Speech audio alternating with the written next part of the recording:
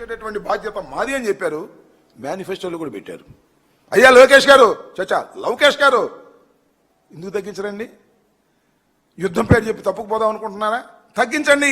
మీరు రాష్ట్ర ప్రభుత్వం వేస్తున్నటువంటి పన్నులు తగ్గించి వినియోగదారులకు చౌకగా ఇచ్చేటటువంటి ఆలోచన చేయగలరా అని సవాల్ చేస్తున్నా. అది చేయరు. అదెందుకు? ఆయన విద్యాశాఖ మంత్రిగా ఉన్నారు కదా. జగన్మోహన్ రెడ్డి గారు ముఖ్యమంత్రిగా ఉన్నప్పుడు స్కూల్స్ తెరిసే రోజుకి జూన్లోకి స్కూల్ బ్యాగులు వచ్చాయి, కిడ్స్. నేను చూశారుగా. ఇప్పుడు యుద్ధం అంట, స్కూల్ బ్యాగులు ఎవరంట, పోస్ట్ పోన్మెంట్ అంట. ఏమండి లోకేష్ గారు, ఊరినే ఇష్టం వచ్చినట్టుగా మాట్లాడటం కాదు కదా.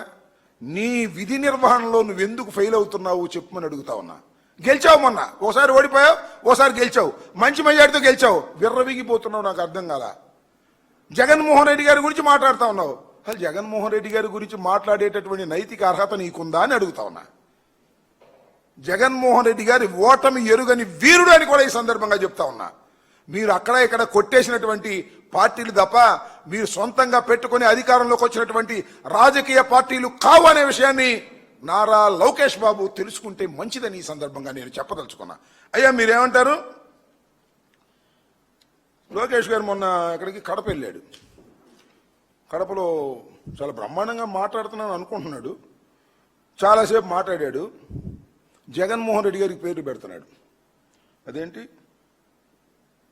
మెంతాహా ఏదో ఏదో పెట్టాడు పేరు, బెంతాహాయ్ అని. ఏమయ్యా నాకు అర్థం కాలేదు. లోకేష్ నోరు తిరుగుతుందా నీకు? దేశం అంతా తిరుగుతున్నావు. అయ్యో దేశమే కాదు ప్రపంచం అంతా తిరుగుతున్నావు స్పెషల్ ఫ్లైట్లో, నోరు మాత్రం తిరగదు. తెలుగు ఉచ్చరించడం కూడా ఇంతవరకు నేర్చుకోరా నువ్వు. సైజు తగ్గావు, ఏదో మందులు వాడి తగ్గావో ఎక్సైజ్ వాడి తగ్గావో నాకు తెలియదు, కానీ సైజు మాత్రం తగ్గావు, నాలిక మందం మాత్రం తగ్గలా. తెలుగు ఉచ్చరించడం కూడా రాదు. కంపట్లేదా అన్నాడు. కనపట్లేదా అనమంటే కంపట్లేదా అంటున్నాడు. ముందు అది నేర్చుకో. జగన్మోహన్ రెడ్డి గారి తర్వాత పెడుతూ ముద్దు పేర్లు. అసలే నువ్వు ముద్దు అబ్బాయివి, మళ్ళీ ముద్దు పేర్లు పెట్టే కార్యక్రమం. ఎవరో మాధవి ఉంది అక్కడ లోకల్ ఎమ్మెల్యే గారు. మాధవి గారు అహర్నిశలు కష్టపడింది అనాలి. మాధవి గారు అహర్నిశలు కష్టపడింది అంటున్నాడు. ఏంది ఇది? తెలుగు ఉచ్చరించడం కూడా రానటువంటి ముద్దబ్బాయి జగన్మోహన్ రెడ్డి గారికి పేర్లు పెట్టే దశకు వచ్చావంటే ఒకసారి అర్థంలో చూసుకోవయ్యా. సన్నబడితే సన్నబడవచ్చు, నాలిక మందం తగ్గించుకొని మాట్లాడటం మంచిది. ఇష్టం వచ్చినట్టుగా మాట్లాడుతున్నావు. ఏం పీకారు అంటాడు. పీకుతారు తొందరపడమాక, నిన్ను ఖచ్చితంగా పీకుతారు. ఈ ఎలక్షన్ సమయం వచ్చేటప్పటికి జనం నిన్ను మామూలుగా పీకరు, అద్భుతంగా పీకుతారు. ఆ పీకుడు సెక్షన్ ప్రారంభమైనప్పుడు నువ్వు ఎక్కడ ఉంటావో చూస్తాం. ఊరికి నీ విచ్చలవిడిగా నోటికి ఏదొస్తే అది అధికార మదంతో, డబ్బు మదంతో మాట్లాడేటటువంటి ప్రయత్నం చేయటం అనేది సమంజసం కాదు.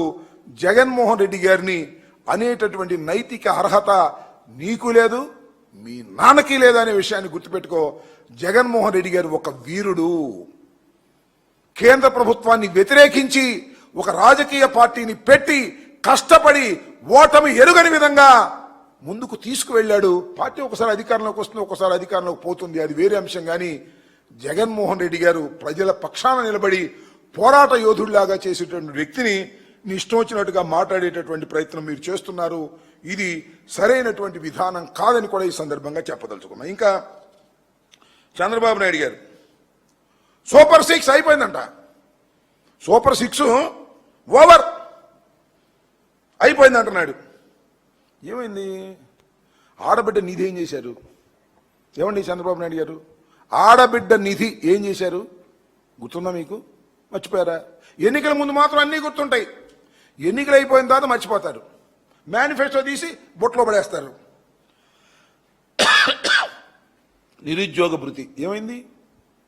ఎవరికైనా ఇచ్చే ప్రయత్నం చేస్తున్నారా? సూపర్ 6 అయిపోయింది కడగొద్దు అంటున్నాడు. మరి నిరుద్యోగ భృతి ఏమైంది?